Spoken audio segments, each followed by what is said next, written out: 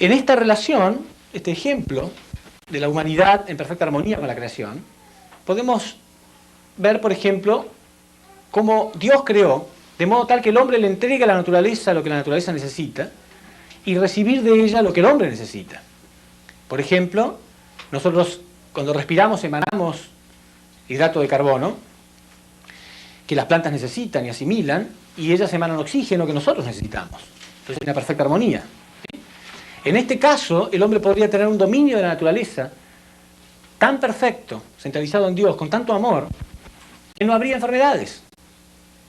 Pero ¿está haciendo eso el hombre hoy en día? El hombre contamina las aguas, contamina el aire, extingue especies de animales que le son útiles. Cuando hay una guerra, para vengarse del enemigo se contaminan sus aguas. Ocurrió en el Medio Oriente, ¿recuerdan? Saddam Hussein, en el nombre de Dios, tiró petróleo en las aguas, produciendo el peor desastre ecológico de la historia. ¿Cómo puede sentir la creación? Y es una ignorancia inmensa. Es una inmensa ignorancia porque se ignora la ley de dar y recibir. La ley de dar y recibir significa que yo voy a recibir lo que doy. Entonces la creación reacciona también. Entonces después estamos preocupados porque las aguas están contaminadas, porque hay enfermedades, porque hay cólera, porque hay sida, porque hay todo tipo de enfermedades. Pero es la creación que nos está devolviendo lo que nosotros le hemos dado. Entonces, ¿cómo va a cambiar? Ahora estamos preocupados por el agujero en la capa de ozono, porque hay enfermedades de todo tipo. Bueno, y están tratando de cambiarlo desde acá, desde este punto. Pero esto no va a cambiar. Hay que cambiarlo de raíz. ¿Y cuál es la raíz del problema? El hombre. Porque no hubo individuos ideales, no hubo familias ideales, no habrá un mundo ideal. Pero si la revolución puede venir acá, no necesitamos una revolución política, económica, necesitamos una revolución espiritual, la revolución dentro del hombre. Esto es lo que tiene que cambiar. El hombre tiene que llegar a cambiar de nuevo y darse cuenta que estuvo violando todo tipo de principios. ¿Y quiénes son las personas que van a cambiar? ¿Podemos quejarnos de las personas que vivieron hace 100, 200, 500, 800 años? Sí, todos fueron culpables, toda la historia fue culpable. Pero en realidad ellos no podían entender. Era un nivel muy simple. Ahora nosotros podemos entender. Ahora hay leyes y principios, hay explicaciones totalmente claras. Llegó el punto donde Jesús decía, recuerdan que yo les mencioné, tengo muchas cosas que enseñarles, pero ustedes no lo entenderían. Pero algún día sí las van a entender y van a ser guiados hacia la verdad completa. Y ese día llegó. Entonces, de toda la historia, ¿quiénes son las personas más responsables? Nosotros. Entonces hay personas que cuando escuchan esto, ya está, en su corazón ya está sembrada la semilla de la determinación de cambiar, de respetar las leyes y principios universales, y otros que no. Pero todos somos responsables como hijos de Dios. Cada persona es responsable realmente de tomar las leyes universales y practicarlas en su propia vida. Entonces, lo que uno a lo mejor no está motivado para hacerlo por sí mismo, tiene que hacerlo por sus propios descendientes. Está totalmente demostrado por la ciencia, la influencia inmensa, total, que tienen sus padres sobre sus hijos. Desde el vientre mismo de la madre. ¿Qué clase de madre van a ser entonces las mujeres presentes? ¿Qué clase de padres van a ser los hombres presentes? Es una decisión propia. No le puedo echar la culpa a la sociedad. Yo puedo determinarme. Entonces, por último vamos a ver de qué modo el hombre iba a lograr esta perfección espiritual. ¿Cuál es el ejercicio que el hombre debería realizar?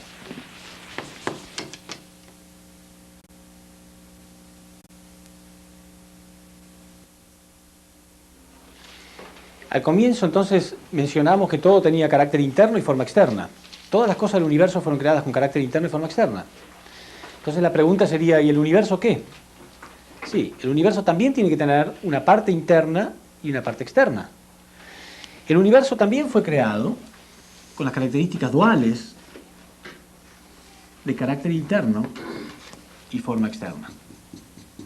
Esto significa que aparte de haber una parte visible en el universo, también hay una parte invisible. En la posición de mente, en la posición de causa. La Biblia dice, en 1 Corintios 15, 44, que así como tenemos un cuerpo físico o un cuerpo natural, también tenemos un cuerpo espiritual.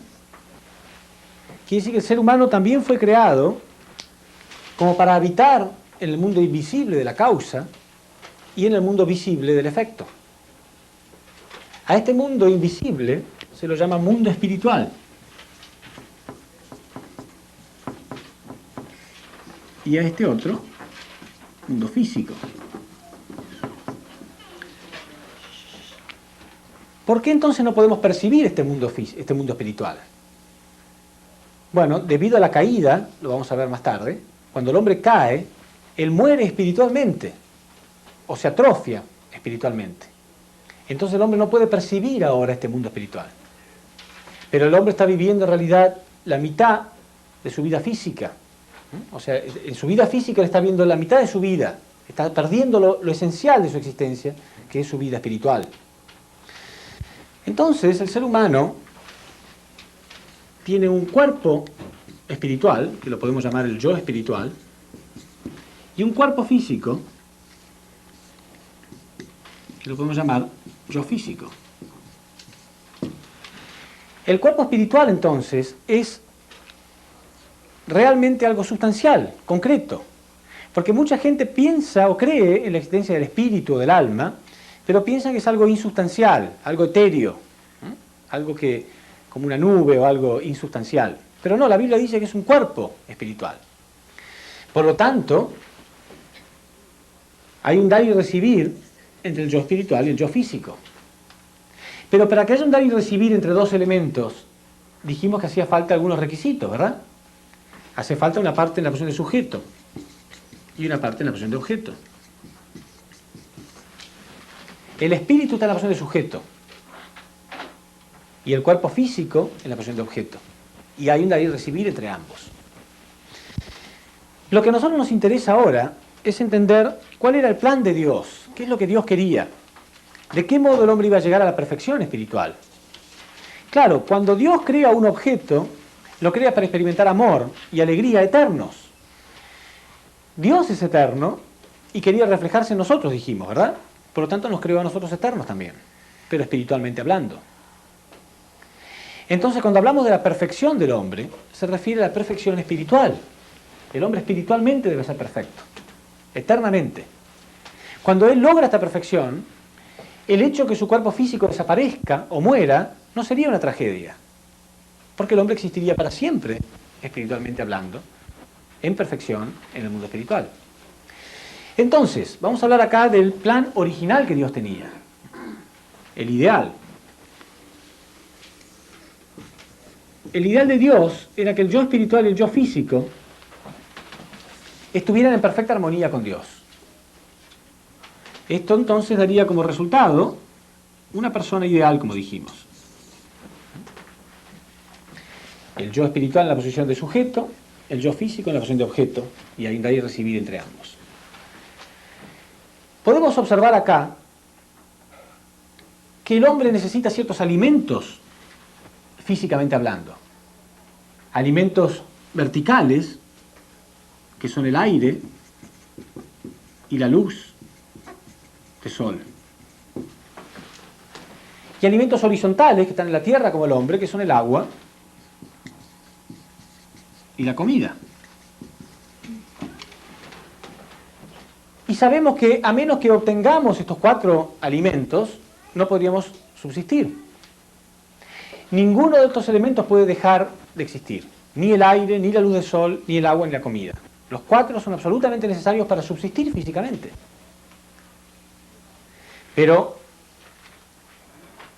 lo que está en el efecto es el reflejo de lo que está en la causa, dijimos. Entonces, espiritualmente, ¿cuáles serían los alimentos relativos al aire, la luz del sol y al agua y la comida? Porque el espíritu también necesita alimentos. Sí, el aire y la luz del sol está representado por el amor y la verdad,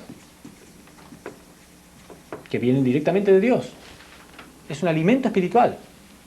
Cuando nosotros sentimos amor y verdad, estamos sintiendo, estamos recibiendo un elemento espiritual. Solamente cuando recibimos este elemento podemos entregar esto. Esto que está acá, esta flecha, nos está indicando que hay un elemento espiritual que va desde el espíritu a nuestro cuerpo. Se llaman elementos espirituales. Pero ¿cuáles son? ¿Cómo pueden saber ustedes que realmente es así? Que hay elementos espirituales que nuestro espíritu entrega al cuerpo físico. ¿Lo sintieron alguna vez? Sí. Aunque ustedes no sepan, todos los días sentimos estos elementos espirituales. Y yo ahora les voy a decir, y cuando ustedes lo escuchen van a sentir, ah, sí, es verdad. Por ejemplo, cuando nosotros recibimos amor y verdad, alguien nos ama, nos entrega amor sustancial, sentimos como una energía que viene. A veces la expresamos diciendo que estamos inspirados, ¿sí? Hay más energía para sonreír, para cantar, hay como una energía. Estos son los elementos espirituales, son los elementos que vienen cuando estamos inspirados. Como hay un buen dar, hay un buen recibir. Dijimos, cuando lo que damos es bueno, lo que recibimos es bueno. Entonces, estos son los elementos de vitalidad que vienen del cuerpo físico hacia el espíritu. ¿Qué son los elementos de vitalidad? Son la respuesta a estos elementos espirituales, son la respuesta. ¿Cuál es la respuesta? Cuando estamos bien, cuando estamos inspirados, ¿cuál es la respuesta? Las buenas acciones. Naturalmente actuamos bien. Estos elementos de vitalidad son buenas acciones. Entonces, si observamos las flechas, el sentido de las flechas, a nosotros lo que nos interesa saber es cómo se alimenta el espíritu, ¿verdad? ¿Cómo se alimenta el espíritu? Bueno, primero acá, amor y verdad que vienen de Dios. Y después acá, elementos de vitalidad que vienen del cuerpo físico. Quiere decir que el espíritu se alimenta con el amor y la verdad de Dios y nuestras buenas acciones. Y todas las religiones han enseñado que tenemos que ser buenos, ¿no? Y aún las leyes, ¿no?, de una sociedad tratan de meter a una persona presa si no es buena. Pero si observamos acá, las buenas acciones son un resultado en realidad. Porque fíjense cómo va todo el sentido. Primero recibo amor y verdad. Después recién entrego elementos espirituales. Y porque estoy inspirado, entonces puedo hacer buenas acciones naturalmente. ¿Quién de nosotros no quiso ser bueno siempre? Siempre queremos ser buenos. Nadie tiene la decisión de ser malo. Quiere ser buenos. Pero hay gente que aunque quiere no puede. La inmensa mayoría de las personas. San Pablo decía, con mi parte interna yo me deleito en la ley de Dios, pero soy esclavo del pecado. Quiero hacer el bien pero hago el mal, decía él. Porque no es suficiente con obligar a una persona a hacer buenas acciones. Tiene que estar dada esta condición primero. Si la persona está recibiendo amor y verdad, naturalmente, aunque no lo quiera, va a recibir buenos elementos espirituales. Va a estar inspirado. Le pongo un ejemplo.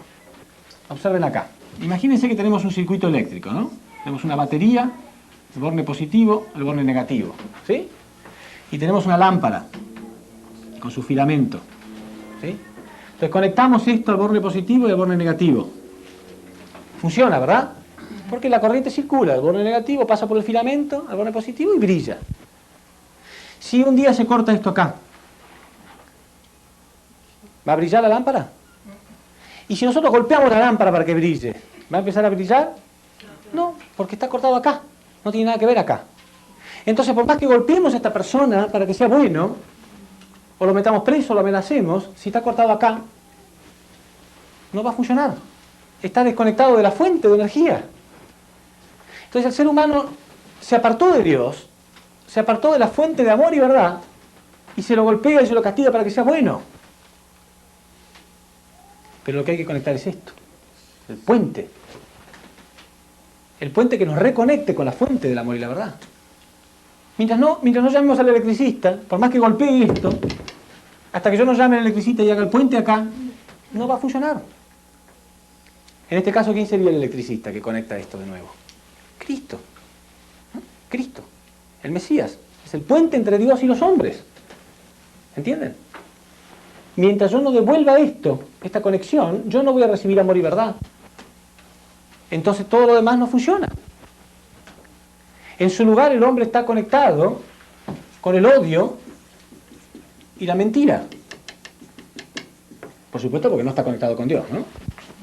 Si una persona recibe odio y mentira, les habrá pasado, ¿no? Alguien los agrede, alguien les hace mal. Naturalmente ustedes están entregando malos elementos espirituales, que es lo que se siente cuando uno está deprimido y angustiado. Esos malos elementos espirituales es lo que se siente cuando uno está, que nosotros generalmente decimos está envenenado, ¿sí? Cuando uno está resentido, siente que hay elementos que están llegando que no deberían llegar, ¿sí o no? Y cuando uno entrega malos elementos espirituales, ¿es fácil ese día ser bueno? Es muy difícil ser bueno. Es muy difícil, uno siente la motivación de ser bueno. Pero si al rato llega una persona que realmente nos ama con amor verdadero y realmente me educa y me enseña con paciencia y con amor, ¿yo no voy a estar inspirado? ¿No va a ser fácil después ser bueno? Entonces, el punto es que nosotros tenemos que saber con qué clase de alimentos nos estamos alimentando. El odio y la mentira deben desaparecer de nuestra vida. Déjenme que les ponga otro ejemplo. Si yo físicamente me estoy alimentando con agua que está contaminada y comida en estado de putrefacción, ¿me voy a sentir bien? No. Si una persona viene y me sirve alimentos que yo veo claramente que están en estado de putrefacción, está contaminada, ¿lo van a comer? Así, no, muchas gracias, yo no quiero eso.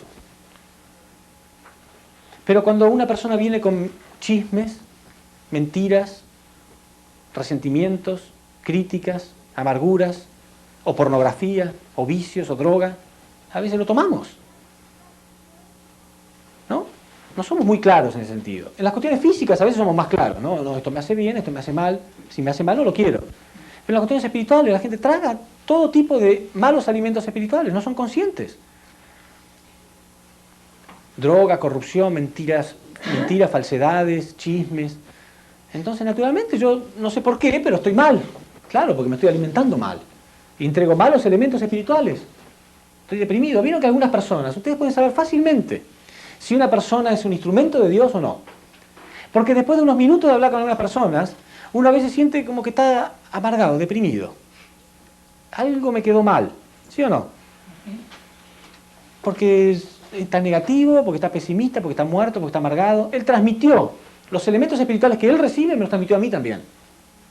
Y yo, inocente, no me doy cuenta y tomo todo esto.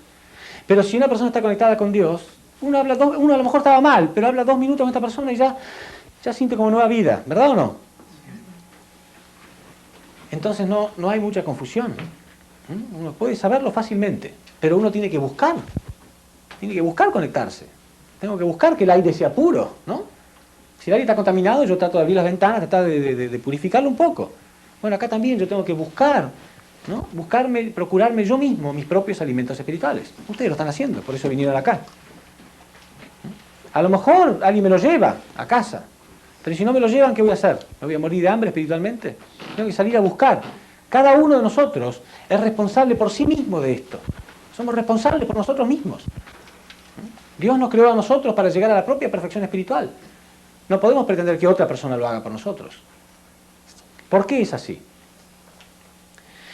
Porque cuando Dios creó al hombre, lo creó con una parte de responsabilidad propia. Porque Dios no quería un robot, no quería una máquina, quería un objeto de amor. Un objeto de amor no se lo puede programar como una computadora, si no, no hay alegría.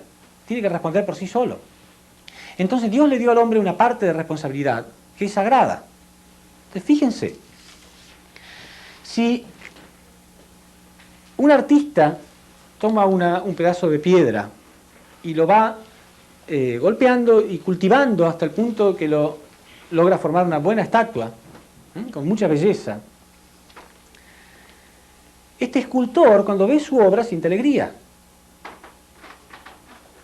Pero en realidad él está compartiendo su victoria con Dios. Porque si Dios no hubiera creado la roca, él no podía haber hecho esa linda estatua. ¿Verdad? Dios le dio la roca en bruto, pero él la fue tallando poco a poco hasta que apareció esa preciosa estatua. ¿Qué hubiera sido si Dios hubiera hecho todos los cuadros? Él hubiera pintado todos los cuadros, todas las estatuas, todo el hombre no hace nada, de nada, de nada. ¿No sería aburrido? Pero no, Dios le da algo al hombre, le da el talento, pero el hombre lo va cultivando poco a poco. Entonces, con el espíritu pasa lo mismo. Dios creó el espíritu, pero en bruto. Nosotros tenemos que ir cultivándolo. Día tras día lo vamos cultivando. Vamos cultivando nuestras emociones, aprendemos a amar, vamos cultivando nuestro intelecto, aprendemos cosas, y vamos cultivando nuestra voluntad a través de dominar nuestro cuerpo. Cuando llegamos a la perfección, podemos estar orgullosos. Agradecidos a Dios porque Él creó el espíritu, pero orgullosos porque nosotros le dimos perfección. Imagínense este ejemplo. porque es muy serio lo que voy a decir. A muchas personas, millones de personas les pasa esto. Imaginemos que acá estamos en una escuela de arte y nos van a enseñar a ser escultores, o sea, tallar estatuas.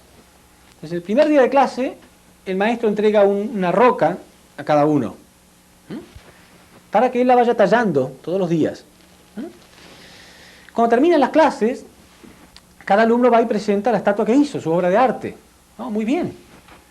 Pero vienen una gran cantidad de alumnos con la roca igual como estaba o peor. 10 años duró la carrera. Entonces el maestro pregunta, pero ¿cómo no hiciste nada? 10 años. No, yo no sabía que tenía que hacer una estatua. ¿Cómo? 10 años estuviste en el curso y no sabías que estabas acá para tallar. No, no sabía. Qué vergüenza, ¿no? Bueno, eso es exactamente lo que está pasando. Dios nos creó con el espíritu para que nosotros le demos belleza. El propósito de la vida física es cultivar el espíritu. Millones de personas entran al mundo espiritual con el espíritu sucio, terrible. No hay una obra de arte ahí. Entonces alguien me pregunta, ¿pero qué hiciste en tu vida? ¿No creciste nada? No, yo no sabía que el propósito de la vida era crecer. Qué triste. Qué triste. 80 años, 90 años vivió.